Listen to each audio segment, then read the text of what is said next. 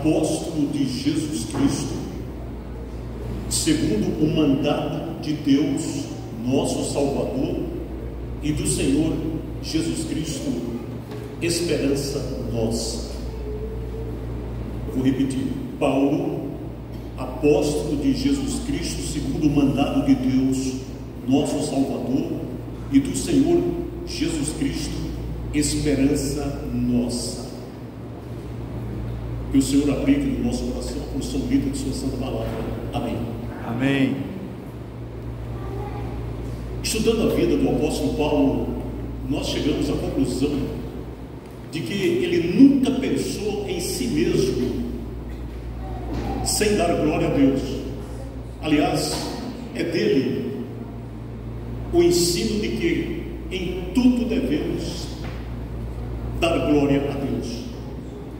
Quer comais, quer bebais, quer façais qualquer outra coisa, fazer tudo para a glória de Deus. Então, dentro desse diapasão, o apóstolo Paulo nunca pensou nele próprio sem dar glória a Deus e atribuir a Deus tudo, toda a grandeza, no caso, e toda a felicidade que ele experimentava no ministério a que fora chamado. E isso nós encontramos aqui, nesse prólogo da primeira epístola que ele escreveu a Timóteo, quando ele diz: Paulo, apóstolo de Jesus Cristo, segundo o mandado de Deus, nosso Salvador, e de Cristo Jesus, nossa esperança. O apóstolo Paulo não estava seguindo o apostolado por capricho humano, não. Ele não estava seguindo o apostolado para agradar aos homens, mas ele estava seguindo o apostolado em obediência a Deus, a quem ele chama de Pai e Salvador, e a Cristo Jesus, que ele classifica, qualifica aqui neste início da epístola a Timóteo de nossa esperança. E eu me empolgo quando eu leio, quando eu estudo a vida do apóstolo Paulo. Os irmãos já perceberam que eu sempre estou citando o apóstolo Paulo. Na verdade, é o maior teólogo do cristianismo, a maior figura do evangelho na terra depois de Cristo. Mas aqui, quando ele diz Cristo Jesus, nossa esperança, ele expande, ele expressa um sublime conceito acerca de Jesus. E não há a negar a sinceridade do apóstolo Paulo aqui também, porque o Saulo de Tarso teve de fazer grandiosas renúncias. Ele teve de se submeter a sofrimentos absolutamente atrozes para chegar a ser o grande apóstolo Paulo, admirado de toda a cristandade. Porque, meus irmãos, o homem ele não renuncia de maneira consciente e voluntária às glórias obtidas por este mundo. Ele não sofre por uma causa se ele não tem a confiança inabalável no futuro. E isso é o que nós vemos na vida do apóstolo Paulo. O mote da vida do apóstolo Paulo era Jesus Cristo. Para mim, o viver é Cristo. Para Paulo e para nós, Jesus era a nossa esperança. E quando eu leio esse prólogo da epístola a Timóteo, a primeira epístola, eu chego a pensar que ele estava certo ao dizer que Jesus Cristo é a nossa esperança.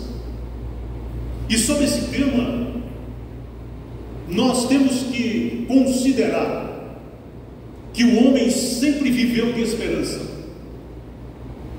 Quando Adão e Eva saíram do paraíso, consumindo suas almas nas dores e nas angústias dos seus erros, eles levaram consigo no coração um único tesouro, e esse tesouro era a esperança da redenção, de que a cabeça da da serpente seria esmagada pelo Salvador que era prometido e que ele nasceria de mulher, seria da semente da mulher.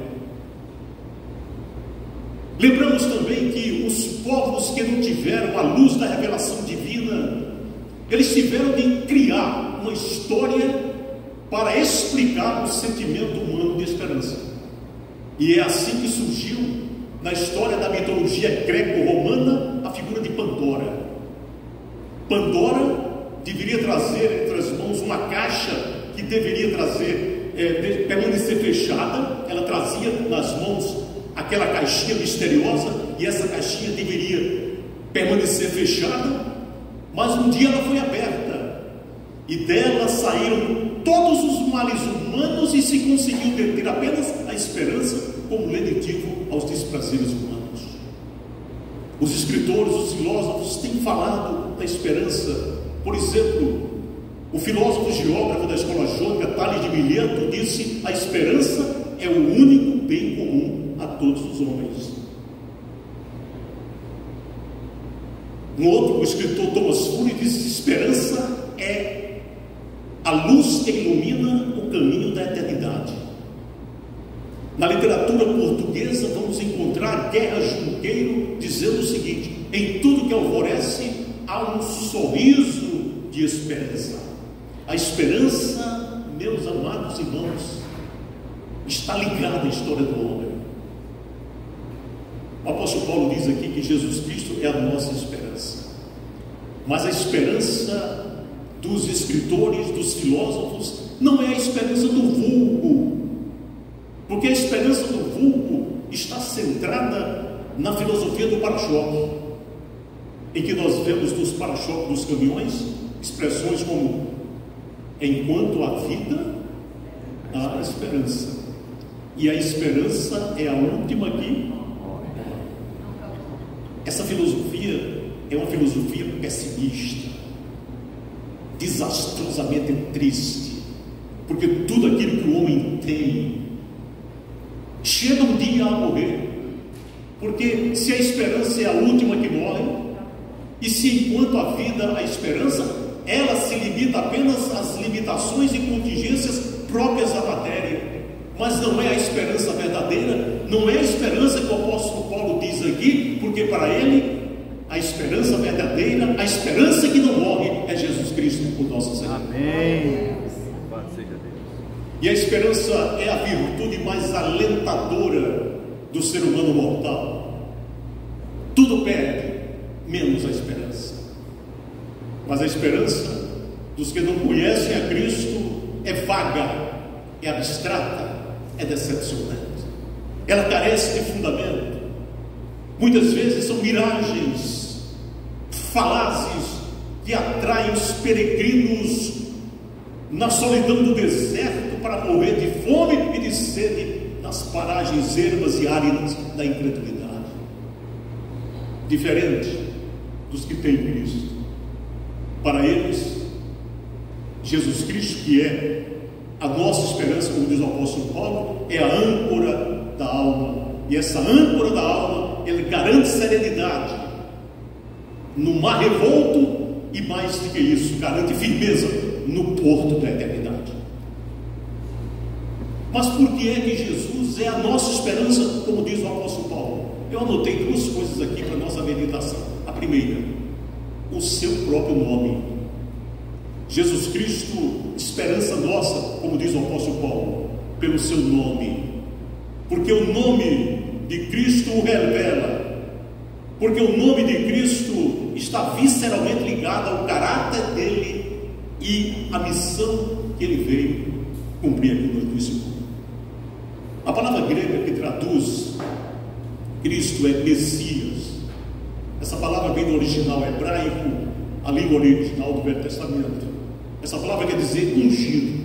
Messias quer dizer ungido. Por isso, quando ele começou o ministério, o Senhor me ungiu, lendo lá o profeta Isaías. Ungido. E esse ungido é o ungido de que falaram os profetas na antiguidade e que se constituía na esperança de Israel. O povo de Israel esperava um Messias ungido para libertar, mas libertar do Império Romano. de maneira que o nome de Cristo revela duas afirmações incontestáveis sobre Jesus: ele é o Messias e ele é o ungido do Senhor.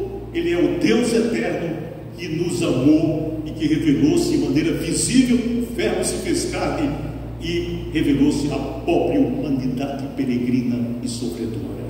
Então o nome de Jesus, Messias, ungido, revela que a esperança messiânica é a esperança de todos os que passaram, de todas as idades, de todas as gerações.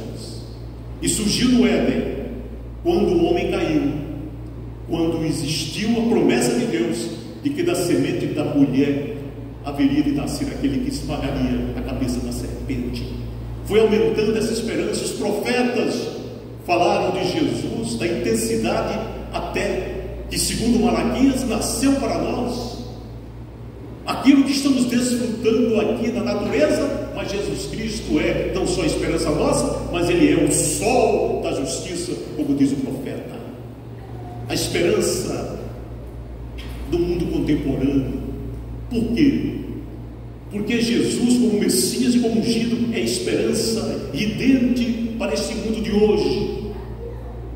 Porque nós estamos contemplando a queda ruidosa de todos os planos humanos apresentados para melhorar o mundo. E não há dúvida de que tantos quantos forem os planos baseados na filosofia materialista, tantos quantos forem os planos destinados a trazer paz e justiça ao mundo, eles falharão se estiver anulando a realidade de Jesus como o Messias e como o Deus. Por quê? Porque Jesus Cristo não falhou e Jesus Cristo não falhará. Amém. Nós aguardamos o dia, meus irmãos, em que a terra se encherá do conhecimento do Senhor, do mesmo modo que as águas cobrem o mar. Nós entendemos que haverá uma nova ordem mundial, haverá uma nova sociedade temente a Deus. Nessa sociedade os homens serão irmanados, não só pelo parentesco humano, mas pela filiação divina. Por conta de quem? De Jesus, a nossa esperança, como diz o apóstolo Paulo. E essa esperança está no nome dele, Deus forte, Pai da eternidade.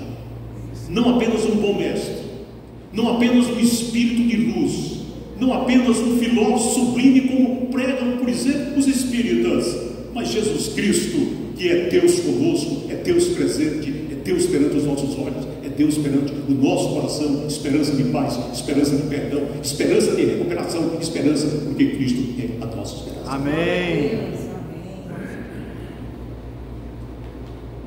Não só o seu nome o categoriza para ser a nossa esperança, como diz o apóstolo Paulo, mas uma outra lição que eu trago para os irmãos aqui é as suas promessas. O seu nome, Cristo ungido, Cristo Messias, mas as promessas que Ele faz. Cristo é a nossa esperança pelas promessas que Ele nos faz, pelas promessas feitas ao homem. Se Ele não for o que é, as promessas valeriam absolutamente nada. Mas pelo que Ele é, Jesus Cristo é Deus, Jesus Cristo é santo, Jesus Cristo é justo, Jesus Cristo é bom. Ele não pode mentir, por isso as suas promessas são autênticas. A Bíblia diz lá em Hebreus capítulo 6, verso 8, que é impossível que Deus minta. As promessas de Cristo são promessas do próprio Deus. É verdade. Se Ele fez uma promessa na sua vida, pode ficar certo uma coisa: ela será cumprida. E por que ela será cumprida? Porque Ele próprio diz: é-me dado o quê? Todo o poder nos céus e na terra. Então as suas promessas, não só o seu nome, mas as suas promessas o categoriza como a nossa esperança. Vamos abrir em João capítulo 5, verso 24. João 5, 24. Essa promessa é é absolutamente consoladora. Todos nós que aqui estamos, certamente já experimentamos lá em nossa vida. João capítulo 5, verso 24. Quem ouve a minha palavra e crê naquele que me enviou, tem a vida eterna. Não entrará em condenação, mas passou da morte para a vida. Aleluia! Amém. Louvado seja. Que promessa maravilhosa! Vamos para João 6,35.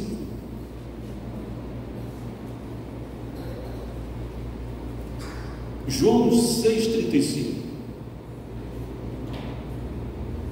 O que crê em mim, ainda que esteja morto, viverá, e todo aquele que vive e crê em mim nunca jamais morrerá. Promessa de Cristo. Vamos nós adiante para João capítulo 8, verso 12. Mais uma promessa. João capítulo 8, verso 12. Eu sou a luz do mundo. Aquele que me segue não andará em trevas, mas terá a luz da vida. Amém, meu Deus. Louvado seja. Vamos voltar de João para Mateus capítulo 11, verso 28 e 29. Essa promessa nós já a desfrutamos, nós que somos crentes no Senhor Jesus. Mateus capítulo 11, verso 28 e 29. Vinde a mim todos vós que estáis cansados e oprimidos, e eu vos aliviarei. Tomai sobre vós o meu jugo e aprendei de mim, que sou manso e humilde de coração, e encontrareis descanso para as vossas almas, pois o meu jugo é suave e o meu fardo é leve. Meus irmãos, promessas. E autenticam Jesus, não só o seu nome de Messias, Cristo Salvador, mas também que autenticam que Ele é a nossa esperança. Mas existe uma promessa ainda mais maravilhosa feita lá no Evangelho de João, que ele diz o seguinte: o que vem a mim, de maneira alguma ou sai fora. Imagina você ter a certeza de que Cristo jamais o lançará fora. Mesmo que nós sejamos infiéis, Ele permanece fiel. Então, desses versículos que nós aqui explanamos para os irmãos, nós encontramos salvação imediata e presente. Existem alguns grupos religiosos que dizem: não, a salvação não é eterna, ela é temporária, você perde a salvação. Aqui Jesus Cristo diz que ouve minha palavra e crê naquele que me enviou, tem a vida eterna. Aqui nós vamos encontrar o presente verbal, não é terá a vida eterna. Então nós temos promessa de salvação imediata e presente, vida eterna e satisfação da alma. Vida eterna e satisfação da alma. Quem ouve a minha palavra e crê naquele que me enviou tem a vida eterna, tem a vida eterna. Não entra em condenação, mas passou da morte para a vida. O que crê em mim, ainda que esteja morto, o quê? Viverá. Vida eterna e satisfação da alma. Luz para este caminho e luz para o mundo vindouro. Eu sou a luz do mundo. Aquele que me segue não andará em trevas, pelo contrário, terá a luz da vida. Alívio para os cansados e aflitos. Vinde a mim todos vós que estáis cansados e oprimidos, e eu vos aliviarei. Porque o meu jugo é suave, o meu fardo é leve. Meus irmãos, isso não é ficção. Isso é promessa de Jesus, que é a nossa esperança, e promessa certa. E certeza no acolhimento de nosso dos seus braços, quando ele diz: aquele que vem a mim de maneira alguma o lançarei fora. Agora tem uma coisa que eu estou observando aqui, os irmãos já devem ter observado. É preciso entender uma coisa: as promessas são feitas aqui ao que crê em mim, ele diz. As promessas são feitas ao que crê nele. Não está dito aqui que é crer na igreja. Não está dito que é crer num dogma. Não está dito que é crer numa doutrina, porque ninguém será salvo por essas crenças. Mas aquele que crê em mim, ainda que esteja morto, viverá. Aleluia, meus irmãos. O que crê em mim significa o quê? Confiar em Jesus Cristo, o Filho de Deus que se fez carne, habitou entre nós e vimos a sua glória. Essa expressão, ela põe abaixo toda e qualquer barreira humana. As distinções, os preconceitos podem fazer abismo entre o homem e o homem, mas jamais farão entre o homem e Deus. O que crê em mim contempla todos, ricos, pobres, sábios, ignorantes, brancos, pretos, bons e maus. É a todos os que creem nele. Por isso, vale a pena crer no Senhor. Amém, aleluia. Nós cantamos no ano passado aqui uma música belíssima: compensa servir a Jesus. Vale a pena e compensa crer no Senhor.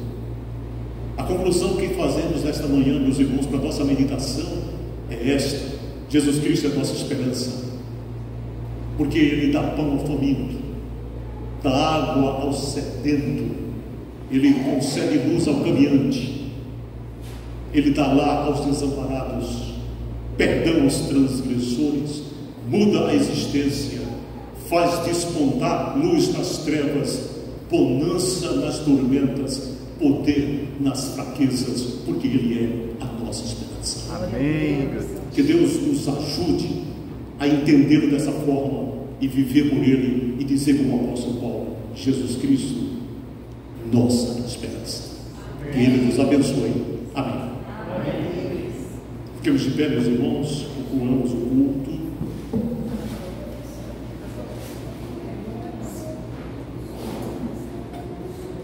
Sim, vamos fazer a conclusão do culto com um solo. Vamos ficar sentados e após o solo nós vamos impetrar a mesa apostólica.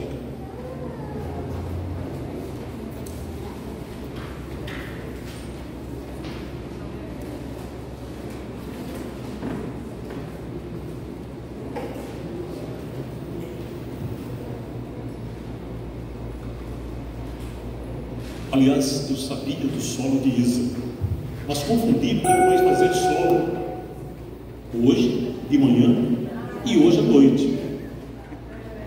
Amém. Mas casou bem depois da reflexão, vai passar. Casou bem depois da reflexão, principalmente pela letra, porque ela vai falar sobre esse Cristo que a gente já cantou e já viu que é Deus, mas se fez um de nós.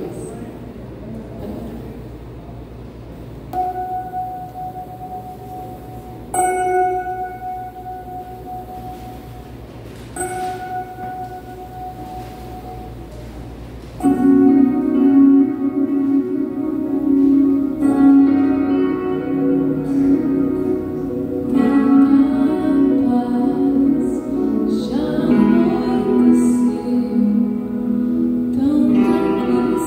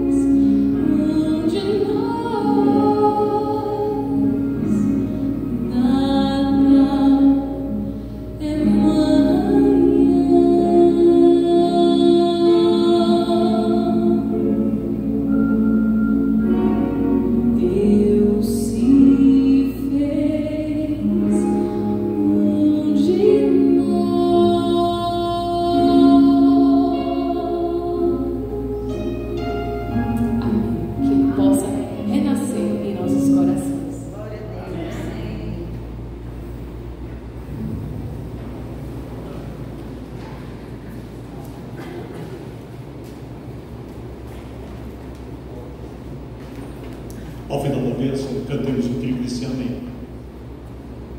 E ao final desse culto, dizemos: o Senhor te abençoe e te guarde. O Senhor faça resplandecer o seu rosto sobre ti e tenha misericórdia de ti. O Senhor sobre ti levanta o seu rosto e te dê a paz. Amém.